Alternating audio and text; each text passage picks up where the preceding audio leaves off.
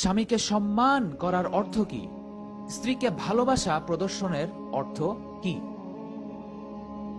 এখন যা বলবো তার বেশিরভাগটাই নিয়েছি বেশ ইন্টারেস্টিং একটি বই থেকে। বইটি পড়ার জন্য সবাইকে পরামর্শ। বইটি লিখেছেন একজন স্বঘোষিত প্রাক্তন নারীবাদী। তার সম্ভবত 3বার বিয়ে হয়েছিল, ভুলে গিয়েছে আসলে কতগুলো হয়েছিল। বিয়ে তালাক। এরপর বলেছিলেন কোথাও একটা ঝামেলা হচ্ছে, কিছু একটা সমস্যা হচ্ছে। তিনি ভেবেছিলেন তিনি একটি ভালো মেয়ে, একজন ভালো মহিলা, কিন্তু আমার বিয়ে ভেঙে যাচ্ছে কেন? তাই তিনি সিদ্ধান্ত নিলেন নারীবাদ ছেড়ে ভিন্ন একটি জীবনাদর্শ গ্রহণ করতে। এ ব্যাপারে একটি বই লেখেন তিনি। আমি আপনাদের পরামর্শ দিচ্ছি বইটি পড়ার।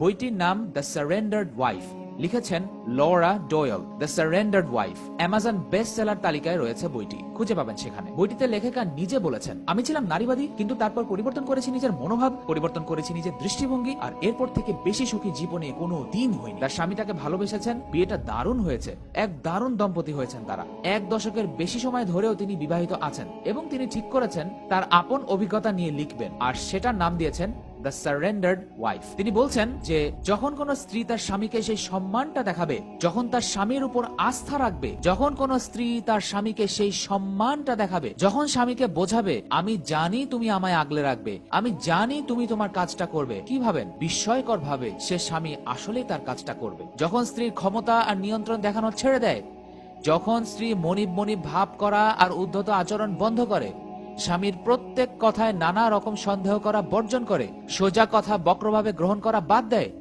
এবং সোজা সাপটা তার স্বামীকে বিশ্বাস করে, স্বামীকে স্বামীর মতো থাকতে দেয়, তখন কি হয়? স্বামী তার স্ত্রীর প্রতি মমতা, প্রেম, ভালোবাসা, প্রশংসা দেখানো শুরু করে, যা স্ত্রী মনে প্রাণে চায়। যখন স্বামী পুরুষ হয়ে উঠবে, তখন স্ত্রীকে সে নারীর মতোই দেখবে, আর যখন স্ত্রীকে নারীর মতোই দেখবে, তখন সেও পুরুষ হয়ে উঠবে। যারা স্ত্রী হয়েছেন, আপনাদের স্বামীর জ্ঞান ও সিদ্ধান্তকে সম্মান করুন।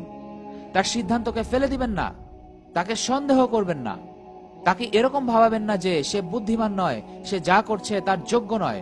অন্য কথায় তাকে শিশুর মতো ভাববেন না। ভালো একটি উদাহরণ, প্রায়শই ঘটে এটা। স্বামী গাড়ি চালাচ্ছে, স্ত্রী ভাবছে রাস্তা ভুল হচ্ছে। স্ত্রী বলে বসলো, না, এখান দিয়ে বের হওয়া উচিত, হাইওয়েতে যাওয়ার রাস্তা এদিক দিয়ে, এখান দিয়ে বের হতে হবে।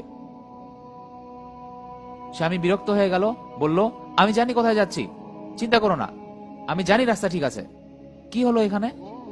স্ত্রী সন্দেহ করলো তার স্বামীর ক্ষমতা জ্ঞান নিয়ে, দায়িত্বে থাকার অবস্থান জ্ঞান নিয়ে, দায়িত্ব জ্ঞান নিয়ে।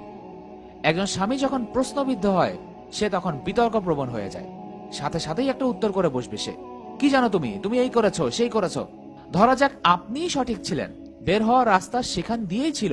স্বামীকে ভুল করতে দিন এবং ভুল থেকে শিখতে দিন, কারণ যখন সে ভুল করবে, তখন সে অন্য কারো উপর রাগ করতে পারবে না।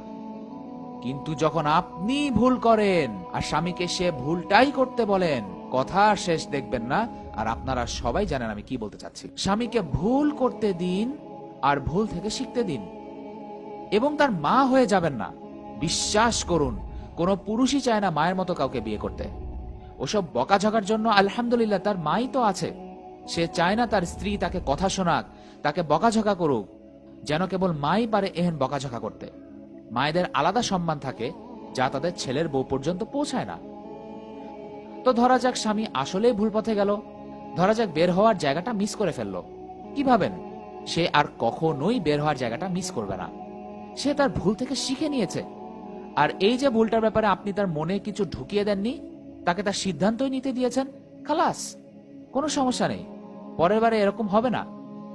দাওয়াতে না হয় 5 মিনিট দেরিতেই পৌঁছলেন, মানে আমরা সবাই তো 20-30 মিনিট দেরি করি, দেশি মুসলমানের বৈশিষ্ট্য তো এটা, এমন কি সমস্যা? জগৎ তার উল্টে যাচ্ছে না।